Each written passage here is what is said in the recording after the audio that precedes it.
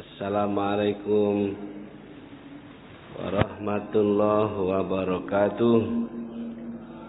Alhamdulillahi rabbil alamin.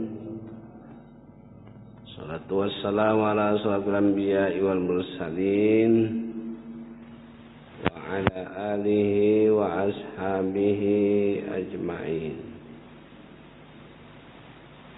Qala ta'ala a'udzu billahi minasyaitonir rajim. Bismillahirrahmanirrahim. Ya ayyuhalladzina amanu taqullaha wal tanzur nafsum ma qaddamat qad wattaqullaha innallaha khabirum bima ta'malun. Bapak dan Ibu subuh yang dimuliakan oleh Allah Subhanahu wa taala. Bersyukur kita kepada Allah.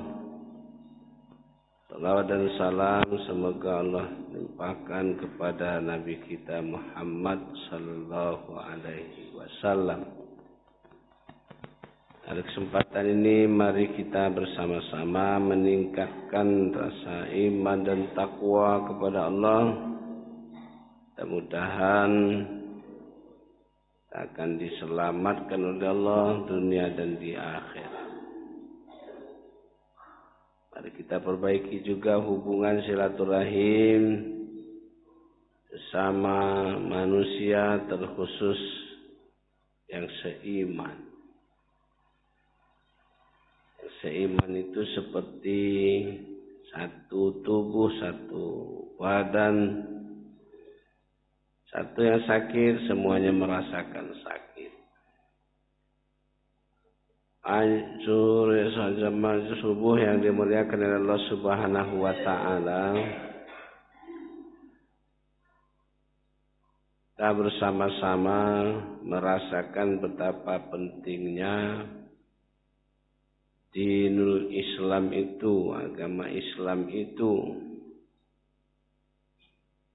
Kalau tidak ada aturan yang datang dari Allah, mungkin amburadullah dunia ini.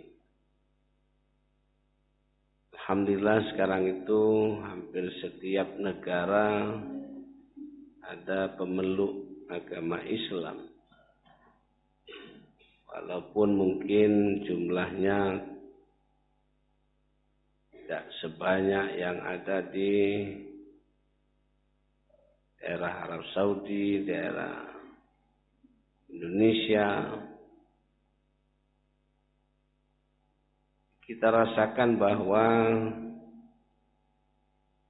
banyaknya itu belum tentu menunjukkan kualitas. Banyaknya itu terkadang hanya nama saja, hanya sebutan agamanya apa, Islam. Amalannya tidak sesuai dengan ajaran Islam. Apalagi kita di Indonesia ini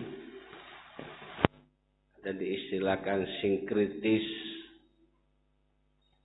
pembauran. Nah, bercampur antara agama lain ke dalam agama Islam. Seperti Islam berkembang di Indonesia, awal-awalnya itu berkembang namanya mungkin Hindu, mungkin Buddha. Maka ajaran Islam tanpa diseleksi, tanpa disaring.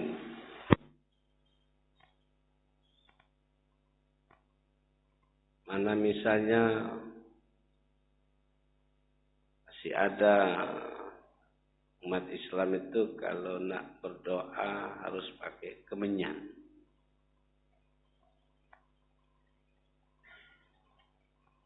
bau-bauan, harus pakai asap.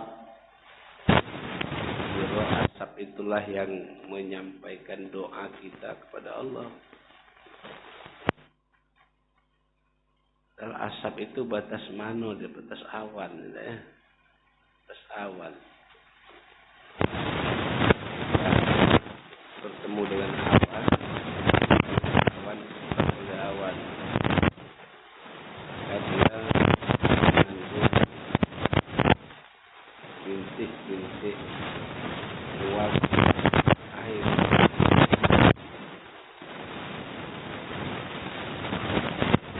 Banyak lagi itu pembauran sehingga orang cucunya, piutnya susah. Wah, ini ajaran moyang dulu ini, ajaran moyang, ajaran nenek.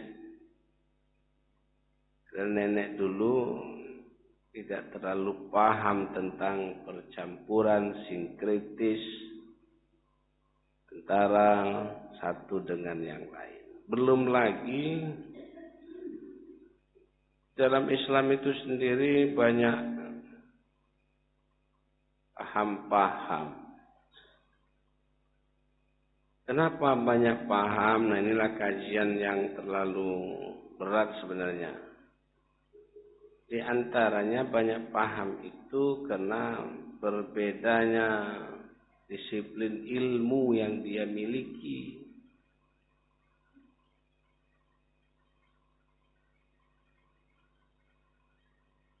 Seperti kita melihat bukit sulap misalnya. Kan berbeda arah ilmunya ketika melihat bukit itu. Kalau orang melihat bukit sulap itu di sisi perkembangan ekonomi, apa yang terpikir oleh dia? Wih, bagus. Buat kopi di bujuk bukit sulap tuh, buat kopi dan makanan-makanan, sehingga orang ke bukit sulap itu kita bisa meraup keuntungan. Itu dari segi pemahaman ekonomi. Dari segi pemahaman pariwisata, wah bagus ini. Pasang para layang apa bisa terbang, ada ya. Sehingga mendatangkan kesenangan, kegembiraan bagi orang yang berkunjung. Bagi orang yang imannya kuat, memandangnya agak beda. Wah, ya Allah, hebat ini Allah ciptakan. Karena lain tuh. Hebat Allah menciptakan gunung. Ternyata gunung itu salah satu fungsinya adalah untuk memacu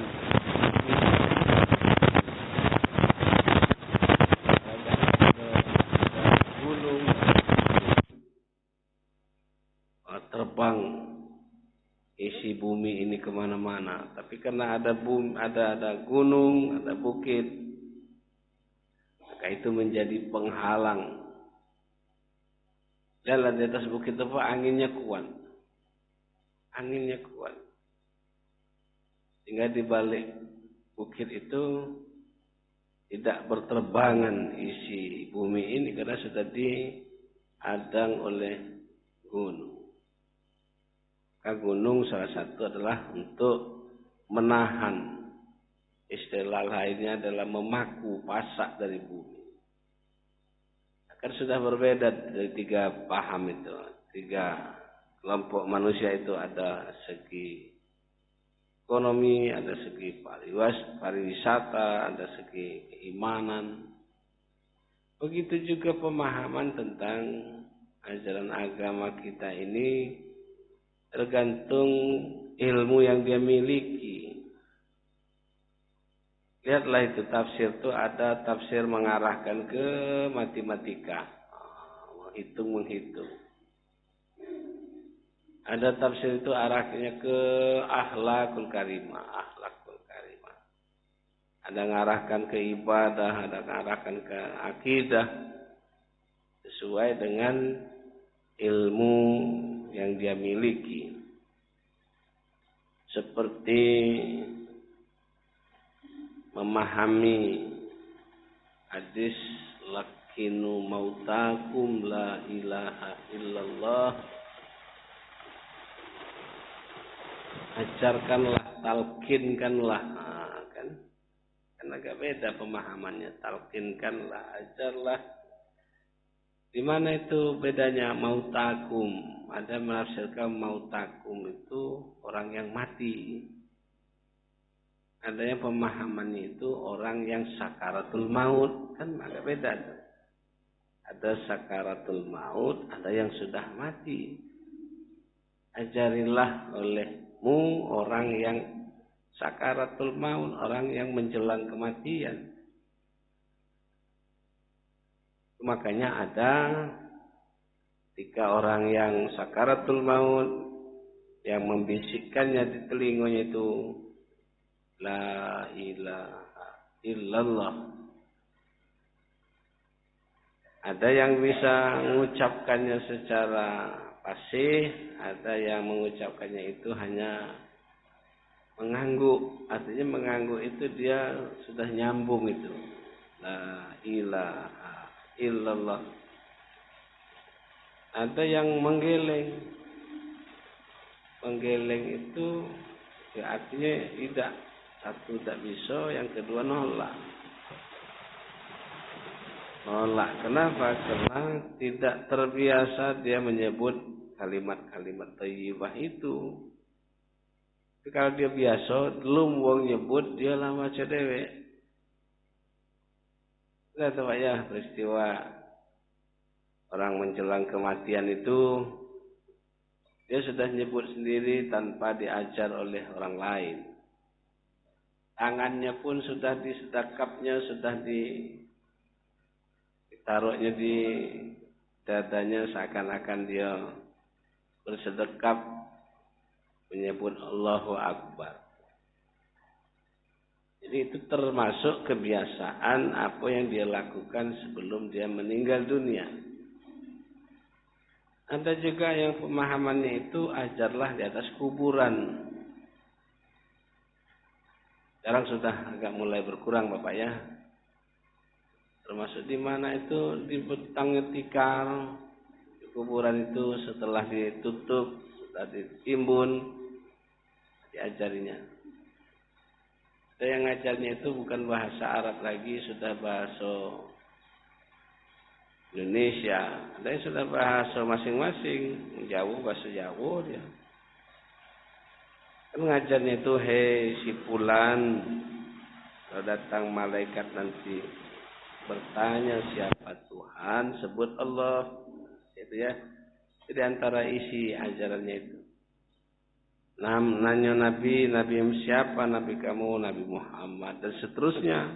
Jadi itu kan sudah 3 pemahamannya. Ada yang sakaratul maut menjelang mati, ada yang sudah mati, ada yang di dalam kuburan, di atas kuburan. Nah, pemahaman ini karena berbeda ilmu yang dia miliki. Bapak dan saudara-saudara sekalian, ibu yang saya hormati, sama halnya lah misalnya setelah Nabi kita meninggal, berbicara soal siapa pengganti Nabi, kan bermacam-macam juga muncul. Siapa khalifah setelah Nabi itu? Ada para sahabat, nah yang berhak ini di antara kita yang usianya sudah tua lah, yang tua. Muncul lagi, sikok lagi, yang pintar lah, yang pintar. Muncul lagi ayang sugi, muncul lagi yang jenderal. Kan Di kalangan sahabat saja, sahabat Nabi saja sudah muncul perbedaan-perbedaan, tapi tidak signifikan, tidak merusak dari tuntunan ajaran Islam. Akhirnya disepakati karena melihat gejala-gejala sebelumnya.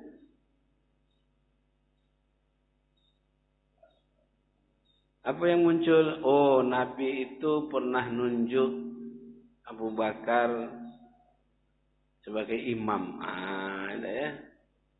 Nabi pernah nunjuk Abu Bakar Siddiq itu ketika Nabi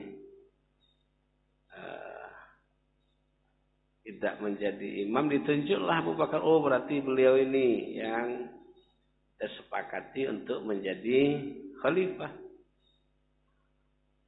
Ini disepakati. Walaupun istilahnya sepakat dalam tidak sepakat.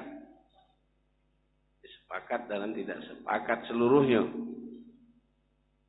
Maka muncul sekarang itu di kalangan legislatif untuk memutuskan sesuatu itu sepakat dalam tidak sepakat.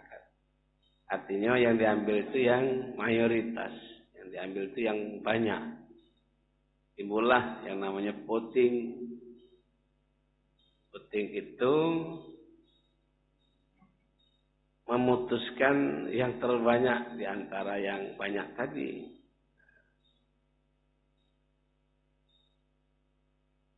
Muncul pula setelah Ali bin Abi Thalib meninggal sebagai khalifah, muncul lagi paham-paham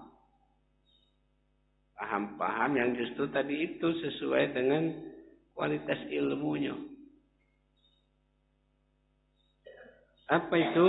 Setelah Ali bin Abi Thalib, maka muncullah kalimat-kalimat yang menyudutkan satu sisi. Contohnya apa? Bahwa yang tidak dibunuh yang membunuh Ali itu dikatakan kafir. Kanlah mulai pemahaman-pemahaman itu. Termasuk diantaranya adalah istri Nabi kita Muhammad SAW menuduh bahwa siapa yang tidak membunuh, maka dia kafir. Muncul pula persoalan, tak ada wong sholat kok kafir, wong puasa kok kafir. Kan mulai perbedaan-perbedaan itu terus berkembang, terus ada sampai kiamat. Masuk kemarin itu yang duluan puasa, tidak duluan puasa, yang duluan hari raya, nak dibunuh kata nah, di luar kafir lagi itu, nak mau bunuh ada ya, itu kan pemahaman. Bagi kita yang tidak punya disiplin tentang itu agak bingung kita, mau mana ini. Tapi yang punya disiplin, yang punya wawasan, dia wajar-wajar sajalah, wajar-wajar. Jadi kafir. Sampai-sampai Pak, nanti ada paham bahwa Allah itu selamanya tidak baca di jingok. Siapa itu? Kelompok Mu'tazilah itu Pak. Kelompok Mu'tazilah berpendapat bahwa Allah itu selamanya termasuk di surga dan neraka tidak bisa dijingok. Karena Allah itu berbeda dengan yang lain. Mukhalafatul lil hawadis, berbeda. Kalau Allah itu bisa dilihat berarti Allah itu berwujud. kapan berwujud, ada yang menyamuinya, ada yang sama dengan wujud Allah. Kata Mu'tazilah mustahil itu. Lombongan Asy'ariyah itu mengatakan melihat nanti. Tapi melihatnya itu sesuai dengan amal perbuatan. Lain lagi ya. Sesuai dengan amal perbuatan. Kalau amal perbuatannya ibadahnya bagus, segalanya bagus, insya Allah katanya bertemu nanti melihat Allah. Jadi mana ini? Wallahu a'lam bishawab. Itu kan pandangan pendapatnya. Yang jelas kita melihat atau tidak melihat, kita tetap beribadah kepada Allah Subhanahu wa taala. Namun Allah tetap melihat kita. Allah tetap melihat kita. Jangankan di tempat terang benderang macam ini, di gelap gulita saja Allah tahu siapa itu. Termasuk juga surga, Pak. Surga neraka itu. Aduh, banyak nih Pak, kalau kita membicarakan persoalan pemahaman ini sangat banyak. Lihat itu dalam Al-Quran banyak. Khalidina fiha abada. Ada itu orang masuk surga, kekal di dalamnya, buat selama-lamanya. Dalam surga, khalidina fiha. Masuk neraka juga, khalidina fiha abada. Abada lagi ya. Timbul pula persoalan, ya Allah, kajinya banyak nih. Kekal dalam surga, kekal dalam neraka. Surga tadi kekal karena amal ibadahnya. Neraka tadi kekal karena tidak sama sekali dia beribadah kepada Allah Subhanahu wa taala. Timbul lagi, alangkah banyak yang kekal ini katanya, yang kekal. Allah kekal, surga kekal, neraka kekal. Al-Quran berubah ada Al-Quran tidak kan? Kalimat yang dalam Al-Quran ini mushafnya ini nih. Tapi kalau dalam Al-Quran tidak berubah. Alangkah banyak yang kekal. Muncul pula yang lainnya kekal itu hanya Allah katanya. Selain Allah itu Allah yang membuat dia kekal. Kan muncul lagi. Yang kekal selain Allah itu Allah yang memberinya, bukan dia mengekalkan diri. Tidak, Allah. Dia masuk surga kekal itu Allah yang nyuruh, Allah yang memerintahkan. Dia masuk neraka kekal, Allah yang memutuskannya. Muncul. Ada yang terakhir ini Pak, banyak pembicaraan tentang ngapo Tuhan Allah itu menciptakan iblis. Hebat betul. Coba dak kata iblis Pak, ya katanya. Tidak masuk neraka gitu. Karena ada iblis di kolok-koloknya, di ajum-ajumnya, masuk neraka. Coba Allah tidak menciptakan iblis itu, tidak masuk neraka gitu. Masya Allah, ada yang jawab, kan ada Allah kasih tahu itu yang dipacak digoda oleh iblis itu kan orang yang bisa diganggu. Ada orang tidak bisa diganggu oleh iblis, ada. Siapa itu? Ya Allah, orang yang senantiasa mendekatkan diri kepada Allah Subhanahu wa taala. Mudah-mudahan orang itu tidak bisa digoda oleh iblis karena janji oleh Allah, godakanlah manusia itu. Bagi yang tidak beriman, bagi yang tidak beribadah, yang tidak taat.